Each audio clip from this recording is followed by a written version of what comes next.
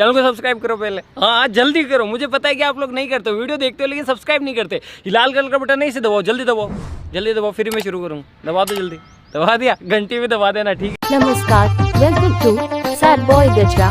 Please one like and one comment. Please support me. Status preview.